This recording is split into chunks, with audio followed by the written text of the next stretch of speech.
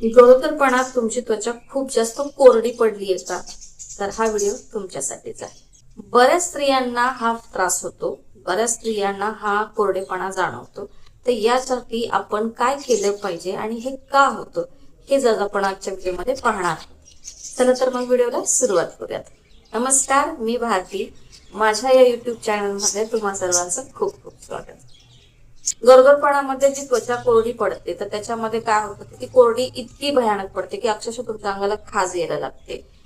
केसाचा जसा कोंडा पडतो तसं त्या स्किन मधून कोंडा पडायला लागतो. माशाचे जसे खवले असतात तसे खवले दिसायला लागतात. तर हा खूप सिव्हिअर प्रॉब्लेम असतो. तर हा कशामुळे होतो? तर त्याचं सगळ्यात महत्वाचं कारण आहे की हार्मोनल इम्बॅलन्स. हा त्रास मला सुद्धा झालेला. तर मला सुद्धा खूप जास्त इचिंग होत होतं, खूप जास्त खाज येत होती. अक्षरशः डोक्याचा जसा कोंडा पडतो तसा अंगाचा कोंडा पडायचा.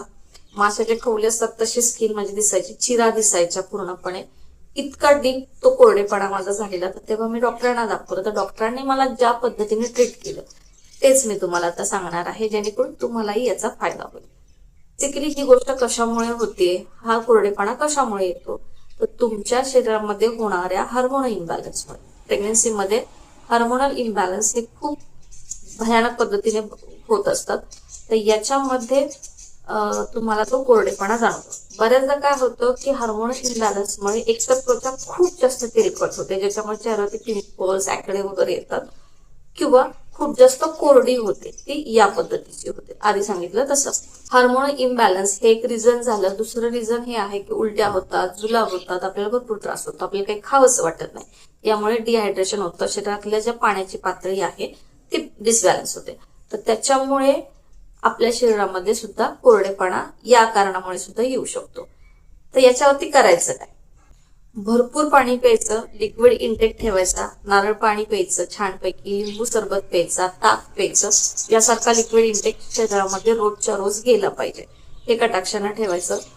पाणी जे आहे ते भरपूर प्यायचं, म्हणजे अगदी 4 लिटर पेक्षाही जास्त तुमचं शरीर पाणी मागत असेल तर ते तुम्ही पिलं पाहिजे. यानंतर काय करायचं, व्हिटॅमिन सी युक्त फळं खायची. जेवढी आंबट फळं आहेत त्याच्यामध्ये व्हिटॅमिन सी खूप जास्त प्रमाणात मिळतं, अशी फळं नित्य नेमाने खायची. याने काय होतं, शरीरातील पाण्याची पातळी ही बॅलन्स राहते, आपलं डिहायड्रेशन होत नाही. त्याच्यामुळे सुद्धा आपला हा कोरडेपणा कमी होतो. साबण कुठल्याही प्रकारचा वापरायचा नाही. त्याचबरोबर बॉडी शॉवर जेल जे असतात ते सुद्धा वापरायचे नाही. जर का तुम्ही ह्या गोष्टी वापरल्या, साबण मग तो कितीही चांगला असू देत तरी सुद्धा नाही, मार्केट मिळणार संतूर वगैरे असे काही असू देत तरी सुद्धा तुम्ही तो वापरायचा नाहीये. बॉडी शॉवर तर पहिल्यांदा टाळायचं, कारण याने खूप जास्त ड्रायनेस वाढतो. तो ड्रायनेस आणखीन डीप होऊन जातो. त्याच्यामुळे साबण, बॉडी शॉवर हे पूर्णपणे कटाक्षाने पाळायचं. त्याचबरोबर कुठेही पीठ लावायचं नाही. बेसन पीठ, ज्वारीचं पीठ याने आंघोळ करायची नाही. मग लावायचं काय, आंघोळ कशाने करायची, तर मला लिटरली डॉक्टरांनी पाण्याने आंघोळ करायला सांगितली, ती काहीही अंगाला लावायचं नाही म्हणून सांगितलं. आणि मी सुरुवातीला मला कसं तरी वाटत होतं, पण त्याच्यानंतर मला सवय झाली आणि मला रिझल्ट दिसला, मग जरा बरं वाटलं. आणि पाण्याने आंघोळ केल्यामुळे चिकटपणा जात नाही किंवा काय, हे मिथ आहे. तुम्हाला गरजच नाहीये साबणाची. खरं तर हे माझ्या अनुभवावरनं सांगते. तुम्ही पाण्यानं छान चोळून धुतलं तरी तुमचं शरीर साफ होतं. मग एक तर तुम्ही फक्त पाण्याने आंघोळ करा, किंवा जे बेबी सोप असतात, टेडी बार सारखे, जॉन्सन बेबी सारखे, ममाअर्थ किंवा सेटाफिल सारख्या कंपनीचे जे बेबी सोप असतात तेच फक्त तुम्ही वापरायचे. अच्छा, डॉक्टरनी सजेस्ट केलेलं मॉइश्चरायझर वापरायचं. एक रात्री आणि सकाळी आंघोळ केल्यानंतर 2 टाइम मॉइश्चरायझर लावा. ते मॉइश्चरायझर लावून सुद्धा तुमची स्किन ड्राय दिसत असेल तर दिवसातनं 3-4 वेळा तरी मॉइश्चरायझर अंगाला लावा. याने नक्की फायदा होईल. पण जर मॉइश्चरायझर नसेल तर तेल वापरा. एक बैद्यनाथचं एक तेल मिळतं, बॉडी ऑइल. तर ते तेल रात्री झोपण्यापूर्वी पण अंगाला लावा आणि सकाळी आंघोळ केल्यानंतर लावा. याने सुद्धा हे जे तेल आहे ते नक्की लावा. याने तुम्हाला नक्की फायदा होईल.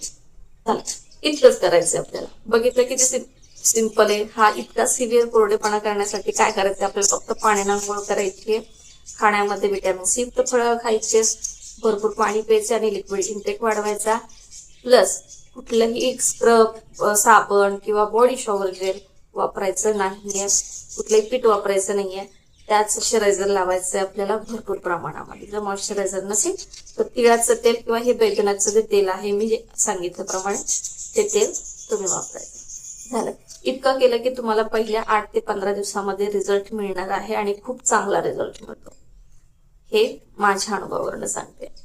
चला तर मग मंडळी, ही होती आजची माहिती. व्हिडिओ आवडला असल्यास लाईक करा, कमेंट करा, शेअर करा. शेवटपर्यंत पाहिल्याबद्दल खूप खूप धन्यवाद. पुन्हा भेटूया तशाच एका वेगळ्या विषयासहित वेगळा व्हिडिओ. तोपर्यंत बाय बाय.